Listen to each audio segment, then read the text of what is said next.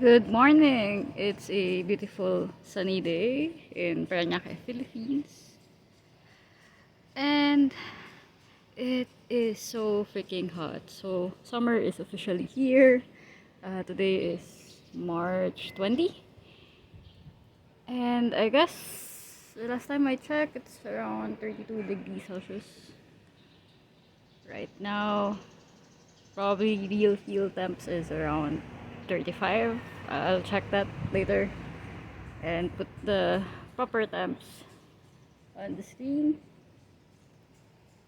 So, this is going to be our fourth video on our single seed challenge, and as you can see, our melon is doing really well. I'm very happy with its progress, and the vines, the leaves, it looks really healthy despite the past damage that we will talk about later. And the flowers, they're just everywhere. They are all over the plant. And I've been seeing bees and hoverflies around here. When I started seeing flowers, I immediately tried hand pollinating the first female flower that I saw, but unfortunately that flower didn't set, so it's here. It dried up. I don't know what I did. Maybe I hand pollinated it at the wrong time, but we have what we have here.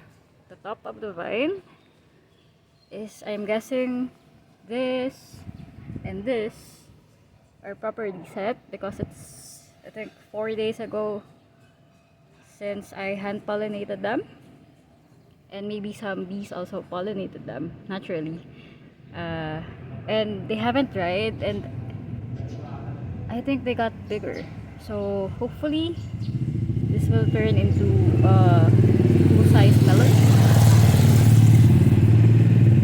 Sorry about that. A full-size melon. Oops. Okay, so I'll show you how to identify a female flower and a male flower.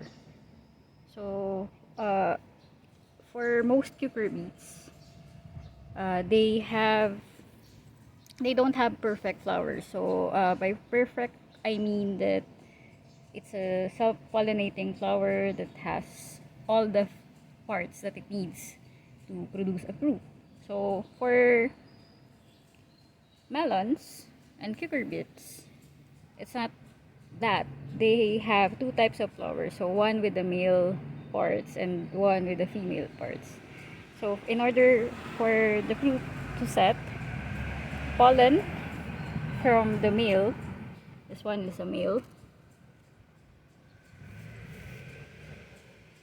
should go to the female.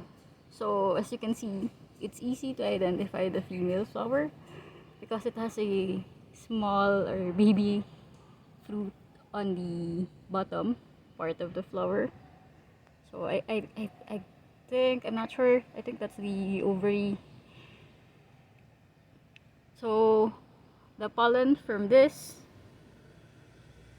should go to here. So that can happen naturally via our pollinators or bees. Or the bee can go here, fly around, and end up on the female flower, depositing the pollens as it eats the nectar. Or we can use a brush and brush the pollen from here to here.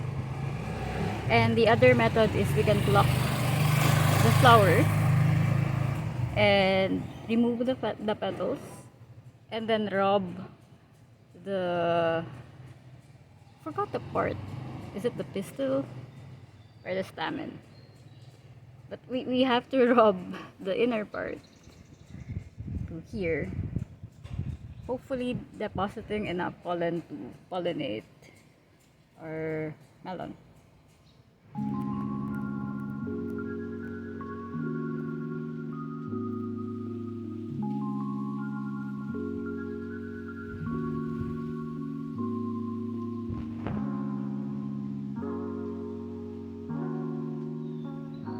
So that's it for the pollination part. And as you can see, the trellis that we installed on the last video is holding up really well as well. And the vines are just naturally hanging or grabbing the threads. And it's stable and properly anchoring itself. I'm also tying up some of the parts for additional support just to make sure. So aside from tying up the vines for additional support, the other maintenance that I do for these plant is I cut the old leaves on the lower parts of the vine. So I know in the last video I said that I'll be keeping two main stems. So this one and this one. But since I've been having difficulty with pollinating the female flowers, I decided to just let some of the vines or some of the side shoots to grow. I guess with more vines, we'll have more flowers and more chances of fruit to set. And at the same time, I'll have to leave for a few days or for a few weeks actually, and I won't be able to keep on maintaining the vines. So while I'm away, I think the plant will have a better chance if it has more vines. So hopefully this plan wouldn't backfire. What I do is I check under the leaves every day.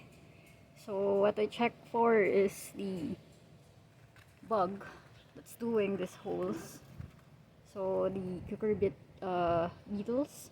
So I just check under the leaves for them. I already caught a few and I squished them.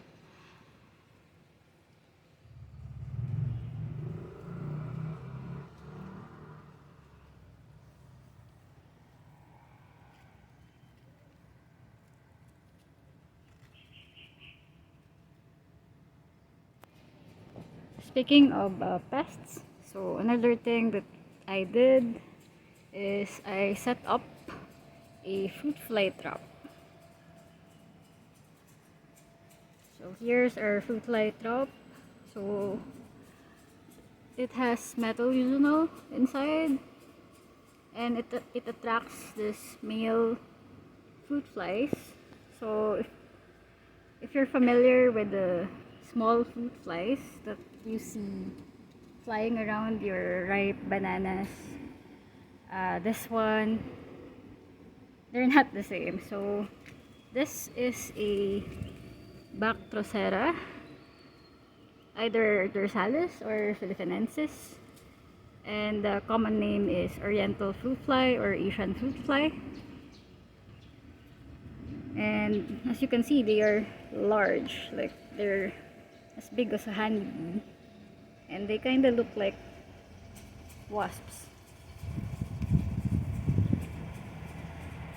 So these guys are really destructive because the females lay their eggs inside the fruit, piercing even the hard skin. So they will pierce even unripe fruit with hard skin. So if their population is unchecked, you will not get any pepper or any kind of cucurbit to harvest, because they'll have this nasty larva inside of them, and they'll just rot and fall off the vine or plant. So that's all the maintenance that I do for our single seed plant, and hopefully it continues to grow vigorously and healthy. See you on the next video.